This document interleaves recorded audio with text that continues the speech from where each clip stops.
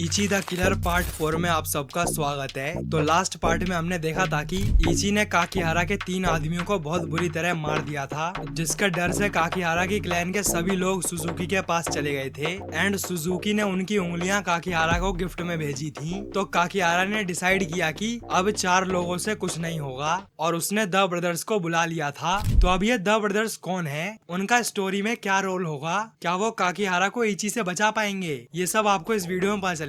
तो ये वीडियो बहुत ही इंटरेस्टिंग होने वाली है। सो बिना टाइम वेस्ट किए लेट्स स्टार्ट द वीडियो।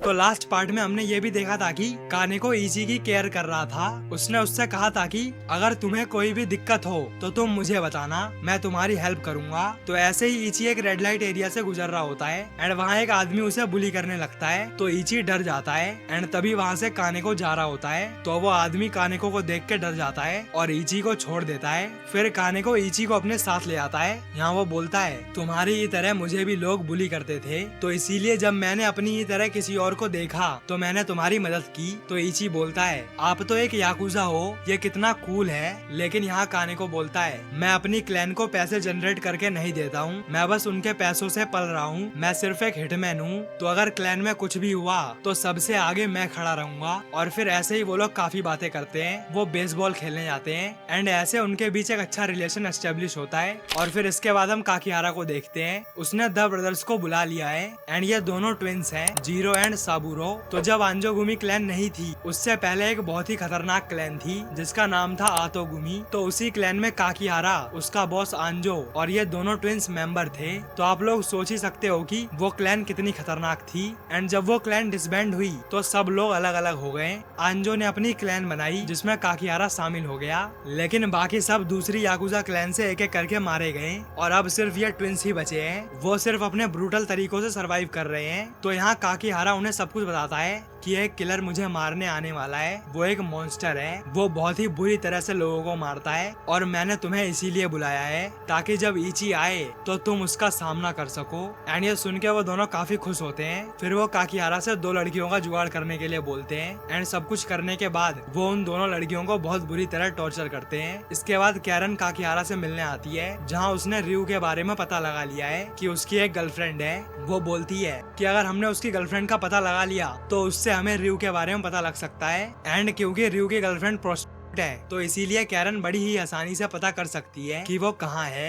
तो वो उसका पता करने निकल जाती है एंड फिर हम रियू को देखते हैं। वो उसी लड़की से फोन पे बात कर रहा है। वो मियुकी से मिलना तो चाहता है बट काकीहारा की वजह से वो बाहर नहीं जा सकते हैं। और वहीं दूसरी तरफ कैरन ने मियुकी का पता लगा लिया है, तो वो काकीहारा को उसका एड्रेस दे देती है। एंड फिर क्या, काकीहारा उन दोनों ट्विंस को वहाँ भेज देता है। यहाँ मियुकी अपने रूम में जा ही रही होती है, लेकिन तभी ट्विंस उसके पीछे आ जाते हैं। वो सीधा रियू के बारे में पूछते हैं, लेकिन एज ऑब्वियस मियुकी मना कर देती है कि तुम किसकी बात कर रहे हो, मैं किसी रियू को नहीं जानती। एंड वो एक स्टन गन से जीरो पर अटैक कर देती है, जिसके करंट से वो बेहोश हो जाता है। बट वो जैसे ही साबुरो पर अटैक करने वाली होती है तो वो तुरंत उसे पकड़ लेता है। वो बोलता है, जितना जल्दी तुम बता दोगी उतना जल्दी हम यहाँ से चले जाएंगे। बट यहाँ मियुकी एक शब्द नहीं बोलती है क्योंकि वो रियू से प्यार करती है। और फिर क्या, वो उसे भी टॉर्चर करने लगते हैं एंड तभी जीरो को भी होश आ जाता है। तो फिर वो काकीहारा को बुलाते हैं। यहाँ कैरन उससे बोलती है, रियू को कॉल करके उसे मिलने के लिए बुलाओ वरना ये तुम्हें मार देंगे। लेकिन वो कॉल नहीं करती है। तो कैरन उसका फोन लेती है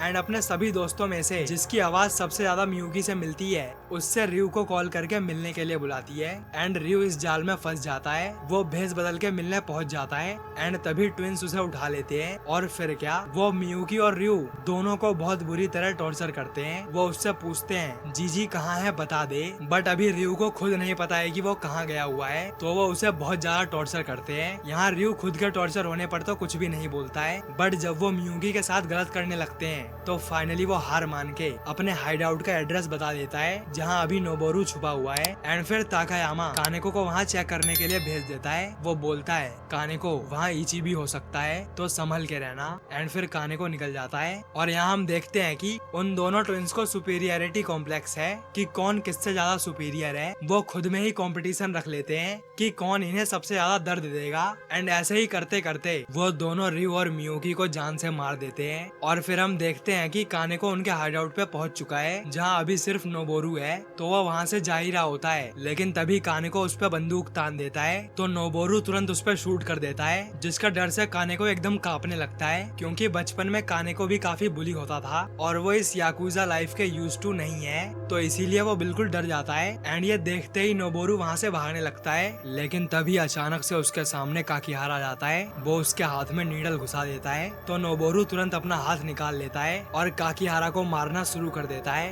वो एक भर के उसके मुंह पे किक मारता है, जिससे वो गिरने ही वाला होता है, लेकिन काकीहारा तुरंत उठ के अपना मुंह उसके बिल्कुल पास ले आता है तो नोबोरू फिर से मारता है एंड काकीहारा फिर से वैसा ही करता है। वो बार बार अपना फेस उसके आगे ले आता है ताकि वो उसे और मार सके। वो इस पेन को एंजॉय कर रहा है एंड फिर फाइनली काकीहारा भी मारना शुरू करता है। वो उसे बहुत ही बुरी तरह से मारता है एंड फिर तभी वहाँ कानेको भी आ जाता है। वो उसे लेके अपने अड्डे पे चले जाते हैं और दूर से जीजी ये सब देख रहा था। और फिर हम इची को देखते हैं, वो बार बार वही सपना देख रहा है कि वो उस लड़की को नहीं बचा पाया था। एंड फिर वो टेलीफोन पे कॉल गर्ल से बात करने लगता है ताकि वो खुद को शांत कर सके। यहाँ वो लड़की भी सेडिस्ट है, वो भी टॉर्चर होने की बातें कर रही है और वहीं दूसरी तरफ काकीहारा नोबोरू को टॉर्चर कर रहा है ताकि वो जीजी और इची के बारे में पता कर पाए। वो उसका बीच में से काट देता है एंड इधर हमें पता चलता है कि जिससे इची बात कर रहा है वो लड़की कोई और नहीं वही लड़की है जिसे इची के सामने बुली किया गया था, जिसके सपने उसे आज भी हॉन्ट करते हैं एंड उसी की वजह से उसकी मेंटल कंडीशन बिल्कुल खराब हो गई है।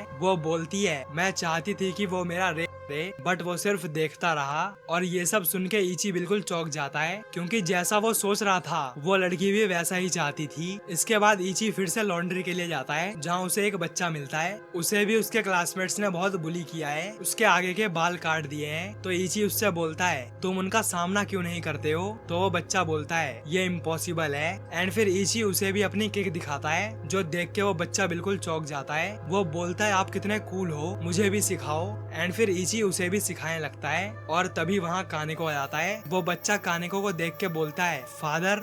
जी हाँ, ये कानेको का बेटा है ताकेशी। वो बोलता है फादर ये भैया मुझे किक मारना सिखा रहे हैं ताकि मैं अपने बुलीज का सामना कर सकूं। एंड फिर इची वहाँ से चला जाता है। वो जाके जीजी से मिलता है एंड उसे उस लड़की के बारे में बताता है कि ताचिवाना सच में वैसा ही चाहती थी, मैं गलत नहीं सोच रहा था। जो सुन के जीजी हल्की सी स्माइल करता है, क्योंकि अब इची वापस से ट्रैक पर आ गया है। वो फिर से किलिंग्स करने के लिए रेडी हो गया है। तो जीजी उसे 6 लिफाफे देता है जिसमें 6 टारगेट्स की फोटो है। वो बोलता है कि तुम्हें इन सबको एक साथ मारने की जरूरत नहीं है, इन्हें अपने पास रखो। मैं जब तुम्हें बताऊंगा तो उस लिफाफे को खोल के उन टारगेट्स को खत्म कर देना। और ये सब सुन के इची को बहुत ज्यादा एक्साइटमेंट होने लगता है। एंड फिर इची वो लिफाफे लेके वापस चला जाता है। और यहाँ हम देखते हैं कि जीजी एक स्टीरॉइड ले रहा है जिससे उसकी मसल्स पंप हो जाती है। एंड यहीं उसकी टेबल में हमें एक फाइल दिखती है जिसपे लिखा है कि इची का यूज करके शिनजुकू को पीसफुल बनाना है। यहाँ वो एक प्रोजेक्ट पर काम कर रहा है जहाँ उसे शिनजुकू को पीसफुल बनाना है इची का इस्तेमाल करके। अब इसके बारे में और डिटेल में हमें आगे पता चलेगा। यहाँ जीजी बोलता है ये मेरे प्रोजेक्ट को पूरा नहीं होने दे रहा है। एंड यहाँ वो काकीहारा के राइट हैंड मैन ताकायामा की बात कर रहा है और वो स्टीरॉइड इसी को ही खत्म करने के लिए ले रहा है। तो जीजी चुपके से याकुजा मेंशन में पहुंच जाता है एंड तभी ताकायामा उसे देख लेता है। वो उसका पीछा करने लगता है। वो बोलता है मैं तुझे मार दूंगा, तू करना क्या चाहता है? तो जीजी बोलता है मैं तुम्हारी पूरी क्लैन को खत्म करना चाहता हूँ। तो ताकायामा बोलता है तो इसीलिए तूने उस मॉन्स्टर को हायर किया है? तो जीजी बोलता है हाँ, और इची अभी तेरे पीछे ही खड़ा है। एंड ये सुनते ही ताकायामा की फट जाती है। वो तुरंत पीछे मुड़ता है, लेकिन ये सब सिर्फ उसे डिस्ट्रैक्ट करने के लिए था। और फिर जीजी तुरंत उसकी गन छीन लेता है एंड उसे उठा के पटक देता है और फिर उस पे मुक्कों की बरसात करना शुरू कर देता है। यहाँ ताकायामा उसकी बॉडी देख के बिल्कुल चौंक जाता है। फिर जीजी उसकी गर्दन पकड़ के बिल्कुल टेढ़ी कर देता है, जिससे ताकायामा की मौत हो जाती है। फिर जीजी वहाँ से चला जाता है और जब काकीहारा को उसकी बॉडी मिलती है तो वो बिल्कुल चौंक जाता है कि इसको किसने मार दिया।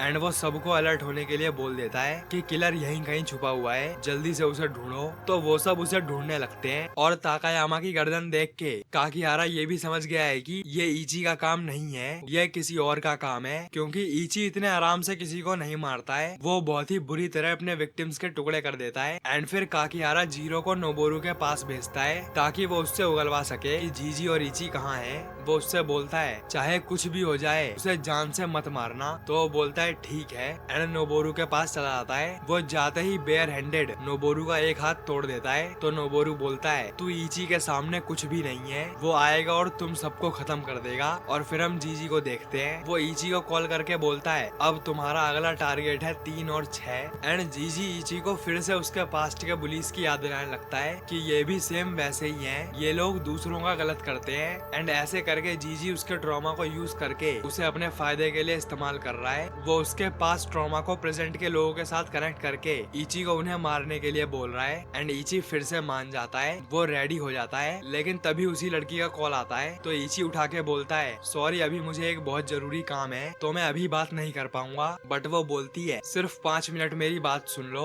तुम जब मेरी बात सुनते हो तो मुझे अच्छा लगता है। तो इची मान जाता है। वो बोलता है ठीक है लेकिन सिर्फ 5 मिनट। एंड फिर ताचिबाना फिर से उन्हीं बुलीज के बारे में बात करने लगती है। वो बोलती है कि मैं जब 11th में थी तब उसके क्लासमेट्स उसे बुली कर रहे थे तो मैंने उन्हें रोकने की कोशिश की थी, बट फिर वो लोग उसके साथ मुझे भी बुली करने लगे और ऐसा पूरे साल चला जहाँ मैं चाहती थी कि वो भी मेरे लिए स्टैंड ले, लेकिन वो बस खड़ा होके देखता रहा। तो मैं उसे मारना चाहती थी, मैं उन सबको मारना चाहती थी। और फिर उसके 5 मिनट हो जाते हैं तो वो फोन काट देती है एंड इची अपना काम करने निकल जाता है। तो यहाँ जीरो हाथ धो रहा होता है लेकिन वो जैसे ही पीछे मुड़ता है वो देखता है कि वहाँ इची खड़ा है। वो उससे पूछता है तू कौन है? तो नोबोरू उसके सूट पे एक देख के बोलता है इची एंड फिर जीरो समझ जाता है कि यही इची है। यहाँ नोबोरू उसे देख के थोड़ा राहत की सांस लेता है कि कोई तो उसे बचाने आया। वो इची से बोलता है थोड़ा संभल के, ये बहुत ज्यादा स्ट्रॉन्ग है। और तभी अचानक से जीरो उस पर कूद जाता है। वो उसके एक पैर का जूता निकाल के दूर फेंक देता है एंड उसे मारने के लिए उस पर कूद जाता है। और यहाँ फिर से उसे ऐसे देख के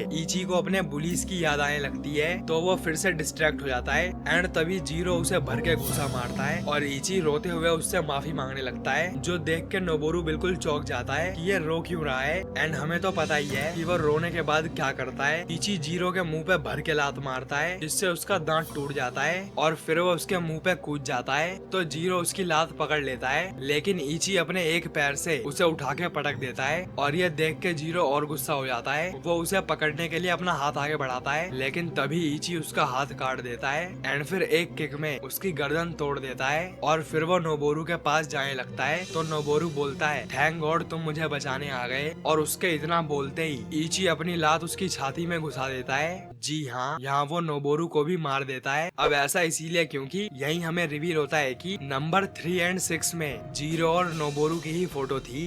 जी हाँ, जीजी ने इन दोनों को ही मारने का ऑर्डर दिया था। अब ऐसा उसने क्यों किया यह आगे रिवील होगा। एंड इसी के साथ इस वीडियो को यहीं पर रैप अप करते हैं। तो अब इची के 4 टारगेट्स और बचे हैं 1, 2, 4 एंड 5। तो आखिर उनमें कौन कौन है, जीजी अब किसको मारने का ऑर्डर देगा, ये सब इसके नेक्स्ट पार्ट में पता चलेगा जो कि इस सीरीज का फाइनल पार्ट होगा। तो वो पार्ट देखने के लिए नीचे कमेंट करना फाइनल पार्ट। और अगर आपको ये वीडियो अच्छी लगी तो वीडियो को लाइक और चैनल को सब्सक्राइब जरूर करें। So thanks for watching this video. मिलते हैं नेक्स्ट वीडियो में।